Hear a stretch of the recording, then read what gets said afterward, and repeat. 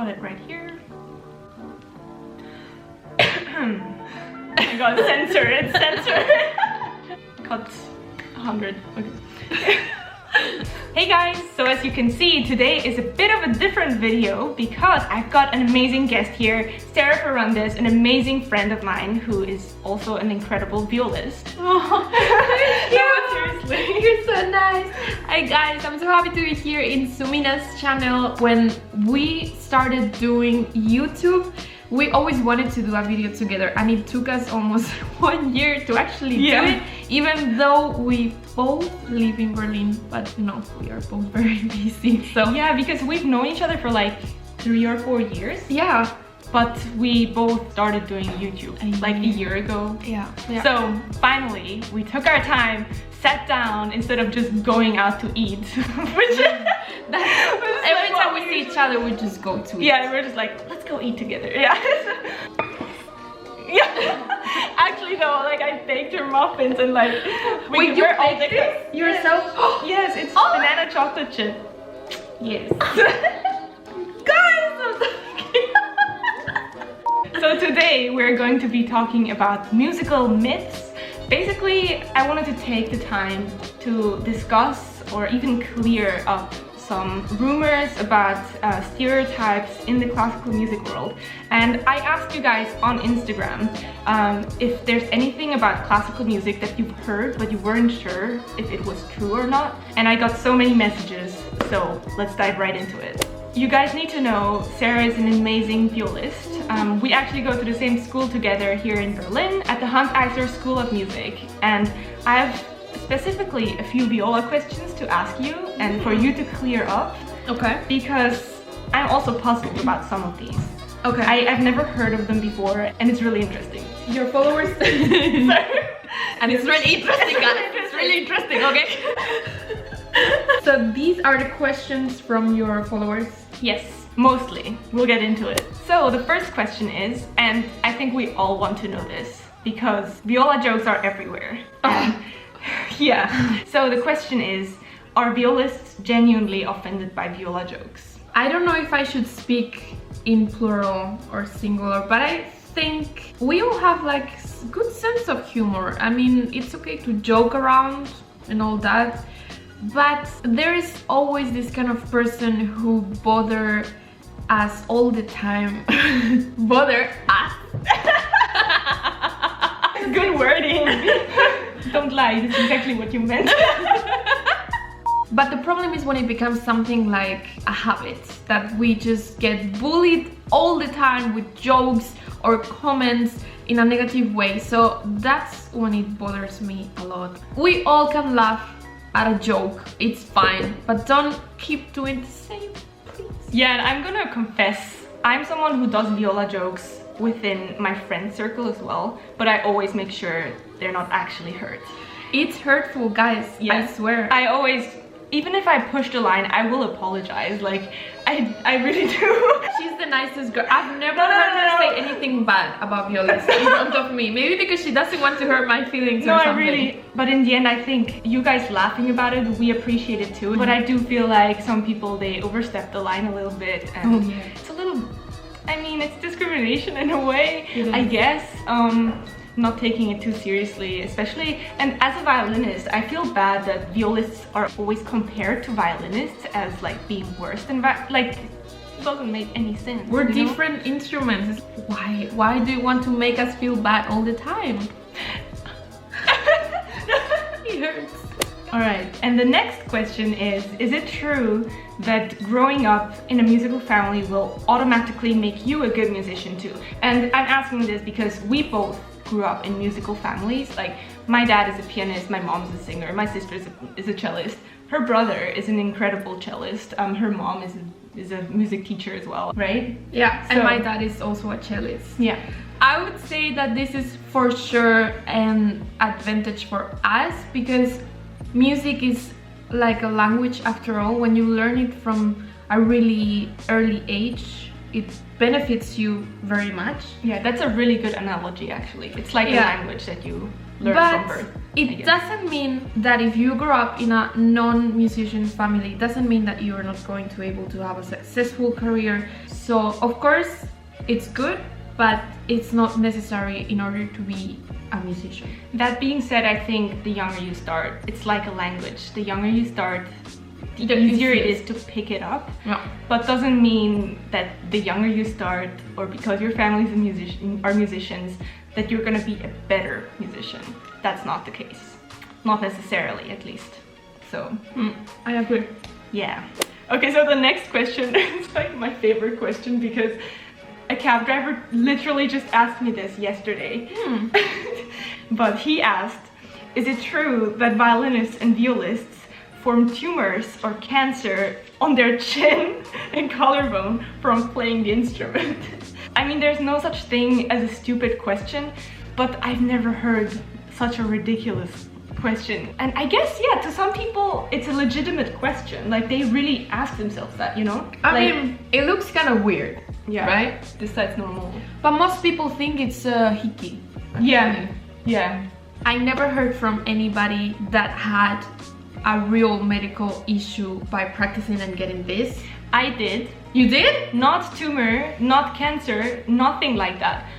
It doesn't work that way. Cancer doesn't work that way. No, but it really doesn't. Yeah, I did have friends who had to surgically get removed the pus inside because it got infected and because of their practicing. So actually, what friends of mine do is they sanitize the chin rest. Oh, really? Yeah, I've never done it before. I should probably do it, but I don't sweat as much as some of my colleagues. Yeah, so. I guess it really depends on your skin type, actually. Yeah, because also, yeah, I never. Sorry. No, sorry. It's just I want to say so much. I forgot what I was going to say. You keep going. I'm so sorry. Wait, I forgot to. Okay, wait. Damn it. Are we okay? Like, our short-term memories, like 50 years old. Oh no, what if 50-year-old is watching this? Mine didn't really ever get so bad that I had to go to hospital and get something removed. It did get infected for some days when I over-practiced, but then all I needed to do it was just put some specific cream to dry it out. Because don't hydrate it, it's bad. Oh. If you put like hydrating cream, it makes it more infected because you're like I had no idea. It grows like an alien. I had no idea. I mean, maybe there's a doctor watching this and he's like, oh my god, you're crazy, maybe. But the times that I got it like hydrated when it was bad, it got so much worse. Because I have this cream that it dries out. I don't know how it does. No, but like hydrate, like some people say you have to put hydrating cream on it, but honestly, maybe what works for me doesn't work for you guys, so maybe actually hydrating it for you, it works, but for me it doesn't. So I think it's good to have all the information in mind. Yeah. It really depends on the skin type as well. Yeah. Some people, they can practice for it's relative, only 1 hour a day and get a huge violin hickey. Yeah. Some people practice for 6 hours a day and they barely have anything, you know? So it really depends on the skin type. Another question, talking about hickeys, do violinists and violists really take pride in their violin or viola hickeys? You know what? I've heard two versions. I've heard, oh my god, look how much I practice, I'm so proud of it. And so many people asking me how come they remove it forever, how can they hide it, they put makeup on it. There's people embarrassed about this and people proud about it. Have you heard this thing? Well, it's just that I don't feel like showing your hickey is gonna show how hard you work, because as we said before, it's all about skin type and not necessarily about the amount of practicing you do. Yeah. I'm not doubting that you practice a lot, but it doesn't mean that just because you have a big hickey that you can show it around, you know? I never had an issue with having it, but I never felt proud of it, and sometimes it bothered me actually. Don't you feel like when somebody takes a picture of yours or something and then you see it like right there, like you just practice and it's purple and you're like... And actually, like, my left side is more swollen than my right side because my, like, I have a bigger left cheek than a right cheek. I would say I'm not proud of it, but I don't mind it. I don't show it off. I don't care. Moving on to the next question. Are most professional orchestra violists really just violinists that switched to get jobs? Someone actually asked that. I don't know any person like this. I'm sure there's some, because the world is very big, but this is not a thing. I don't think so. I really don't think so. Like, I strongly don't believe so. Yeah. Because it takes years to have the actual skills of playing viola in a professional orchestra. We're not talking about 2 years or something of switching to the viola. Yeah, and certainly not switching to the viola because of an orchestra audition or orchestra position. It's not easier than a violin audition. It's the same. Yeah, and that's a misconception a lot of people actually have about viola, is that any violinist can do it. But let me tell you, to actually play like a good violist, no, you can't. You really can't do it. And if you're not very good, you can't really be in a professional orchestra. That's a very good answer. Nothing else to add.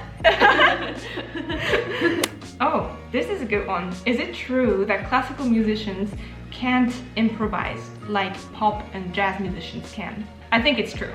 I mean, there are always cases of people who there's more improvise. talented people for improvise. I think improvising itself, it's like you need some natural talent for it. I agree. I think so. It's maybe honestly though, that's like our excuse, because I cannot improvise at all. Me neither. And I'm like, I don't have the talent for it. But like, no, it's really, I mean, I really can't do it. I'm not very good at it. I think we classical musicians maybe feel more shy about this because we never train this part in music. We always play according to paper, like what is already written and given to us.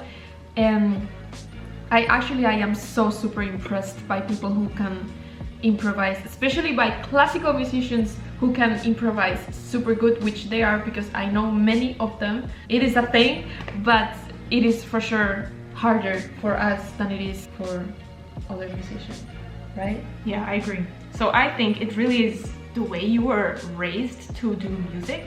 For classical musicians, you usually learn by paper and not by ear. I did have friends in the past who actually only learned with ear in Zurich, yes. And that person was actually good at improvising, you know?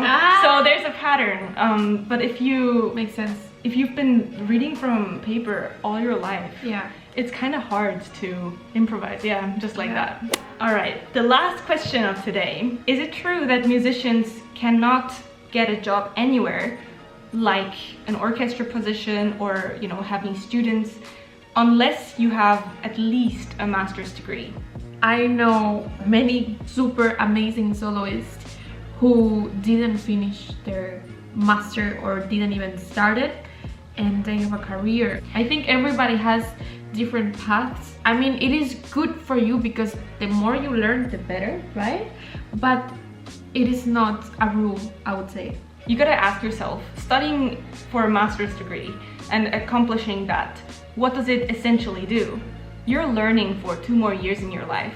Usually master's is 2 years, right? Right. Yeah. So what you're essentially doing is you have 2 more years to become a better musician. But for example, if you happen to have won a competition and concerts just keep flying in, and you don't have time to do a master's degree, you're essentially gonna have your learning experiences from a different angle, through concerts that you're actually doing, instead of going to classes and learning that way. Exactly. So basically, I think a master's degree does help as a credential to show to your future students that you're eligible of teaching and that you're qualified. But if you, instead of going to classes and having lessons with your teachers during your master's degree, if you go have concerts and build your career and educate yourself in other ways, then you are going to be able to live from that as well. So you guys, these were all the musical myths that you wanted us to uncover or at least discuss about. And don't forget to check out Sarah's channel because we made a video over there as well. So don't forget to subscribe to her. And if you have enjoyed this video, be sure to let us know in the comments down below. And if you have more questions, maybe we'll answer them in our next video. So thank you so much for tuning in, and we'll see you next time. Bye!